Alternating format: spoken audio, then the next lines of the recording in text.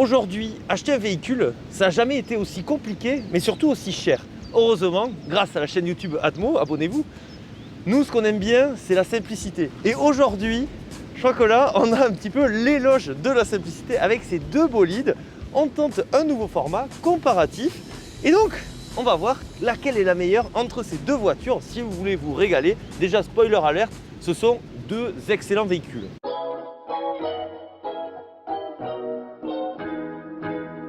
On commence le premier point avec le visuel, l'apparence extérieure. On va commencer par parler de la Twingo. La Twingo, c'est une voiture géniale, phénoménale, incroyable. Cette Twingo, ça a été un coup de maître de la part de Renault. En fait, ça ne ressemblait à rien de ce qu'on avait l'habitude de voir comparé à cette Citroën AX, beaucoup plus classique, on va dire. Elle n'est pas moche, mais elle n'a pas un physique facile, c'est différent. Moi, j'y trouve plein de petits détails sympas, mais voilà, pour le grand public, c'est vrai que celle-ci, elle attire beaucoup plus l'œil. Qu'est-ce qui attire l'œil aussi? C'est ses couleurs. Vous avez un bel exemple avec ce bleu bien flash. C'est un peu, pour moi, ce véhicule, le symbole des années 90. On a un design très bio-design, ça se voit là.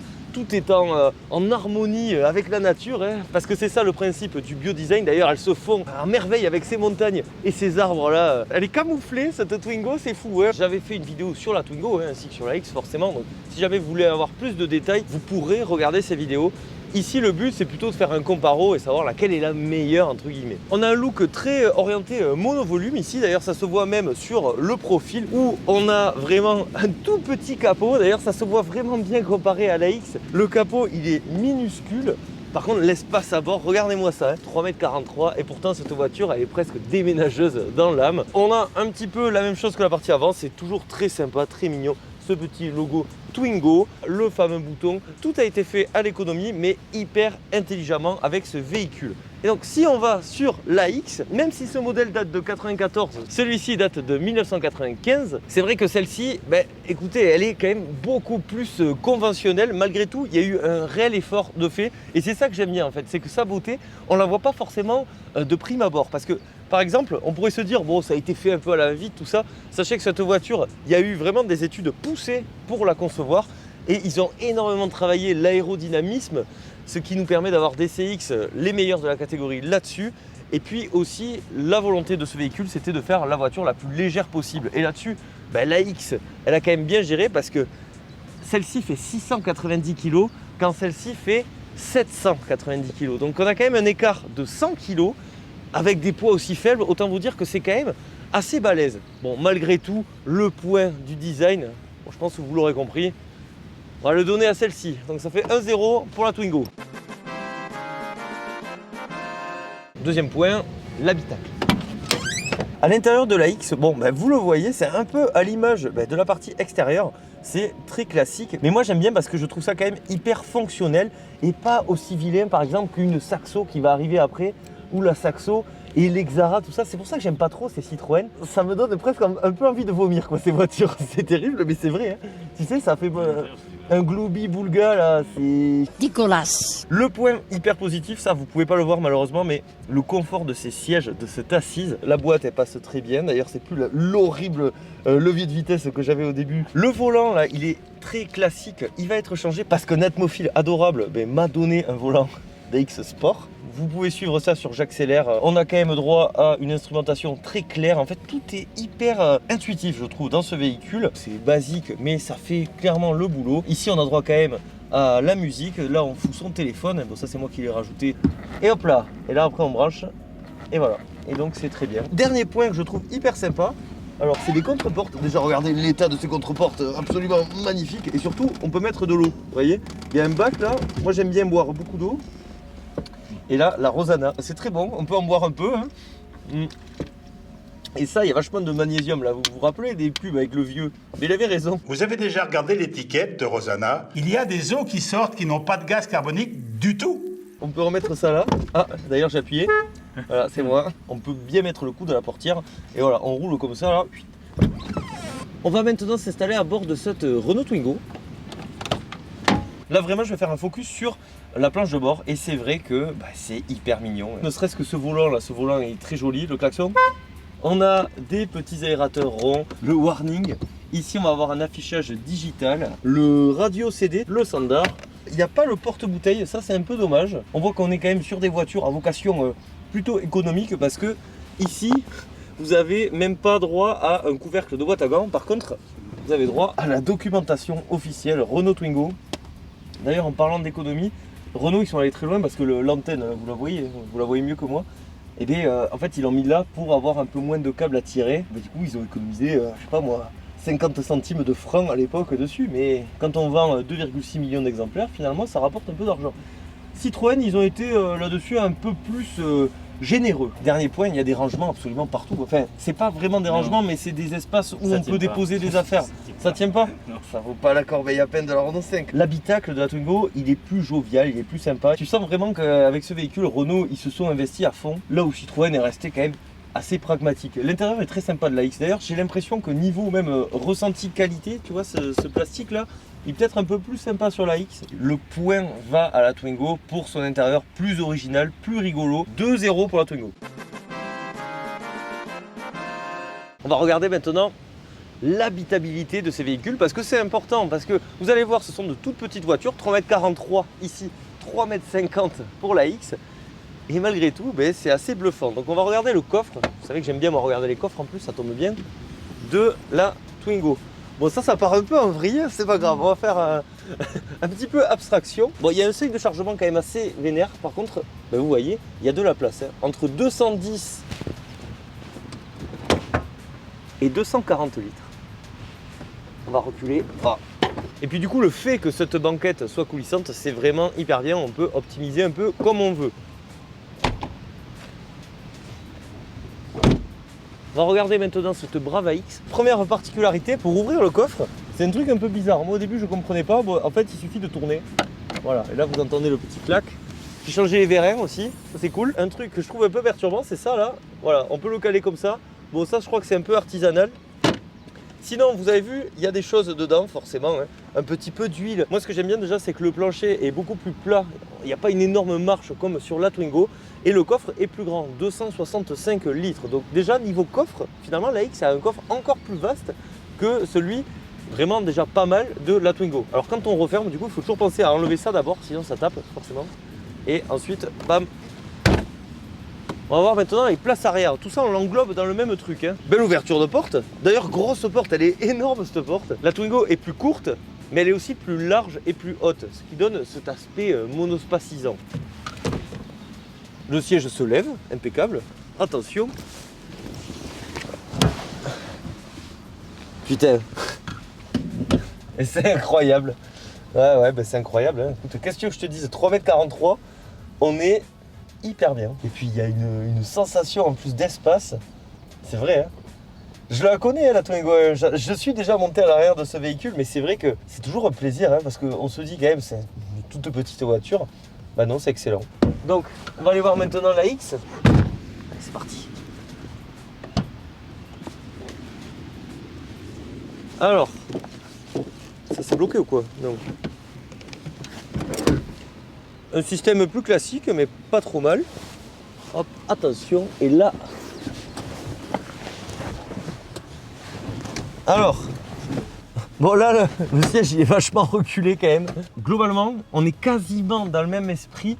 Malgré tout, on a une sensation encore plus de liberté, de grandeur dans la Twingo. C'est déjà exceptionnel de nous sortir ça sur ce genre de véhicule. Et en plus, la X, l'avantage qu'elle a, c'est qu'elle peut avoir 5 places. Et ça, ben, ça peut servir. Bon, en dépannage, quoi, il y a 5 ceintures. Et aussi, l'avantage de la X, voilà, on peut aérer. Chose qu'on n'a pas sur la Twingo. Là, j'ai envie de donner une égalité. Alors, je sais que certains vont peut-être râler. S'il fallait vraiment départager une, je dirais un mini avantage pour la Twingo. Mais c'est vrai que la X, elle a quand même un coffre plus grand. Elle a 5 places, elle a l'ouverture à l'arrière, tout ça. Il y a un aspect très lumineux dans les deux véhicules. C'est vrai qu'on est mieux installé à l'arrière de la Twingo. Et le coffre est un petit peu plus petit. Voilà, il y a la banquette coulissante aussi qui est sympa. Allez, on met une égalité. Donc, pas de points, toujours 2-0 pour la Twingo. Bon, maintenant, on va parler moteur quand même. Ça peut être intéressant. Vous savez quoi, on va ouvrir la X en même temps. La X, de base, c'est quand même une voiture moins fun. Et c'est vrai que ne serait-ce que le bouton pour ouvrir le capot, ben, il est plus sympa sur la Twingo. Bon, ça, on s'en fiche un petit peu quand même.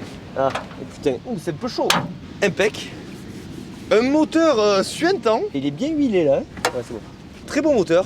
Vous voyez, même ici, on a des petits trucs un peu rigolos encore. Cette voiture, ils se sont fait plaisir. Je vais vous parler des moteurs de ces deux véhicules, mais également de la gamme de moteurs présente sur Citroën AX et la Renault Twingo. Ici, on a droit à un 1 litre de 50 chevaux. Ici, nous avons droit à un 1 litre 2 de 55 chevaux.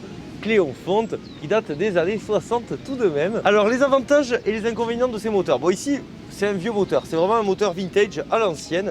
L'avantage principal de ce moteur, c'est qu'il est à chaîne.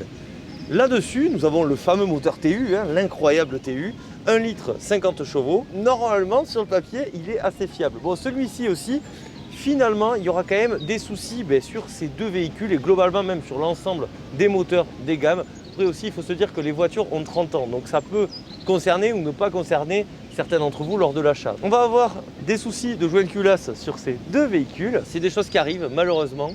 Mais quand ça arrive, c'est un peu ennuyant. La X a aussi une mauvaise réputation au niveau de l'alternateur, mais la Twingo, ça sera au niveau des sondes, mais également de l'allumage. Normalement, quand même, ça reste des voitures hyper solides, ça reste. Malgré tout, nul n'est invincible. Si vous souhaitez une gamme plus variée, là, ça va être avantage AX forcément, parce qu'on va avoir de la version sportive, de la version 4x4, de la version diesel, là où la Twingo, on a droit qu'à des versions essence. Donc le Cléon et puis ensuite des moteurs un petit peu plus modernes en 60 et en 75 chevaux. Point AX pour sa plus grande variété de moteurs. Donc 2-1 pour la Twingo. Le moment le plus important de la vidéo, forcément. Voilà, déjà notez un allumage 5 étoiles.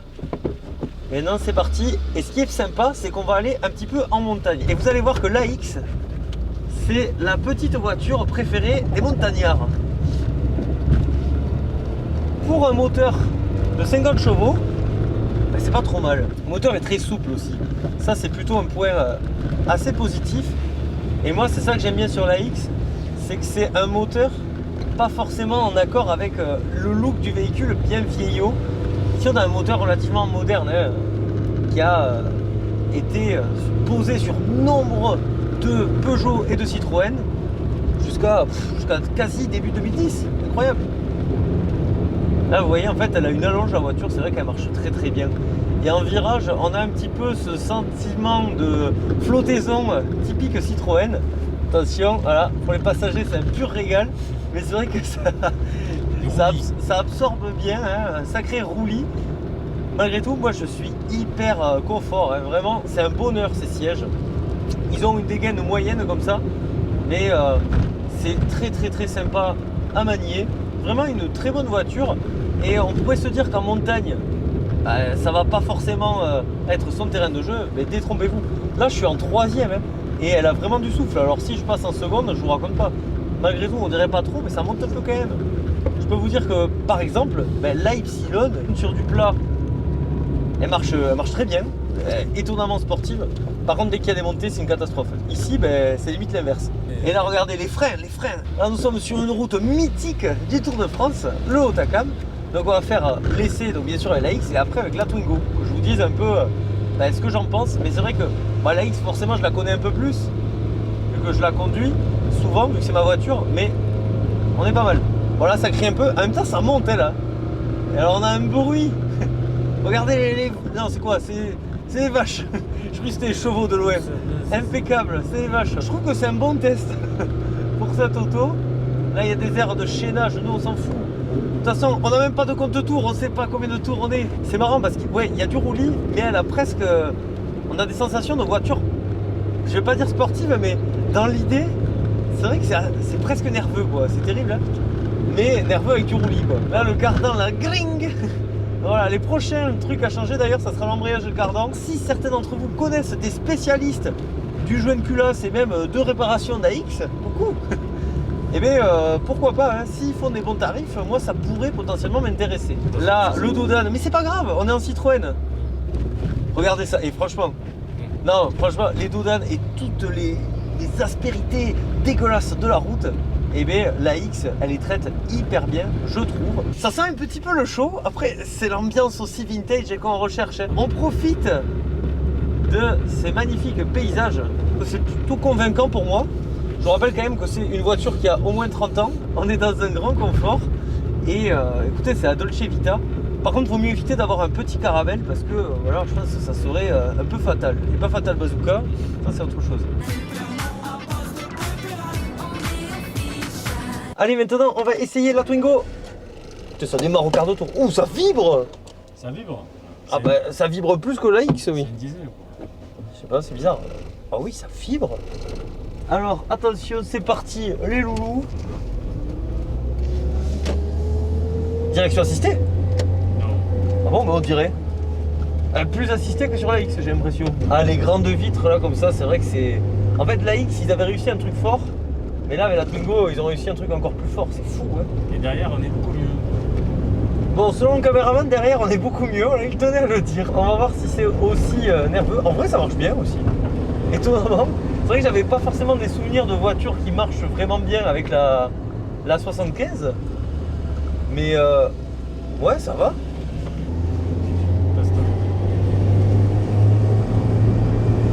Alors, ce qui est marrant, c'est que la tenue de route est vraiment différente. Beaucoup plus classique en soi, parce que la Citroën, c'est quand même un peu rigolo. Ça peut plaire ou déplaire. La Citroën, on fait un peu ça. Les sièges de l'AX sont beaucoup plus confort. Là, finalement, j'ai l'impression qu'on est plus dans une voiture moderne. Après, il faut quand même rappeler que même si ces deux-là, elles ont quasiment le même âge, l'AX, elle a 10 ans de retard niveau conception. Ouais. Ça se voit sur pas mal d'aspects. Ça marche plutôt bien. Après, l'AX, moi, je trouve qu'il y a un petit feeling vintage que je préfère. Je donnerais peut-être le point à l'AX. Niveau prix d'achat, quelle est la plus économique? Ça se joue à pas grand-chose, mais c'est celle-ci, l'AX. Il faut dire aussi que finalement, il y a une raison, c'est qu'elle est un peu moins appréciée et elle a aussi un peu moins marqué son temps, même si, quand même, je tiens à le préciser, c'est la deuxième Citroën la plus vendue de l'histoire, derrière une certaine Citroën 2 chevaux. C'est quand même une auto vraiment qui a marqué l'histoire du constructeur au chevron, mais c'est vrai que de par son design beaucoup plus consensuel, eh bien, ça fait que sa cote en occasion est moins élevée, même si je trouve que ces derniers temps, ça commence à monter et même des AX assez basiques, ça commence à prendre pas mal de valeur. Je ne vous parle pas des versions sportives où là, c'est indécent. La Twingo, elle est un petit peu plus chère. Malgré tout, bon, je pense qu'à la revente, on n'y perdra pas. Et c'est là aussi où on va enchaîner directement. Et je vais m'asseoir là-dessus. Donc là, on a donné le point à la X pour le prix d'achat. Mais le placement d'avenir, c'est la Twingo qui l'emporte.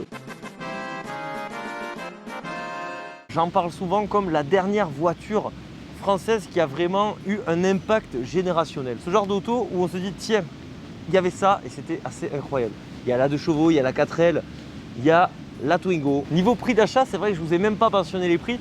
En gros, pour ces deux autos, c'est autour de 2000 €. Voilà. En fonction de l'état, en fonction de ce qui a été fait, pas fait dessus, en fonction de votre chance, de pas mal de paramètres, on va dire autour de 2000 €. La Twingo, 2000 €, c'est une meilleure affaire qu'une AX à 2000 €. Après, au dernier salon rétromobile, j'ai bien vu une AX phase 1, 45 chevaux, ouais, hyper basique, à 15 000 €. Là, je vous la montre en détail. Donc moi, je préfère la phase 2, qui faisait moins voiture biodégradable. Et donc celle-ci, on va zoomer, mais c'est une sacrée offre, hein. Elle est à 14 900 €. En tout cas, placement d'avenir, je pense, sans trop me tromper, que la Twingo est un meilleur placement d'avenir, même si celle-ci, je pense qu'elle va quand même monter aussi en cote. Le dernier point, le prix des pièces détachées. Écoutez, on va rester sur une égalité.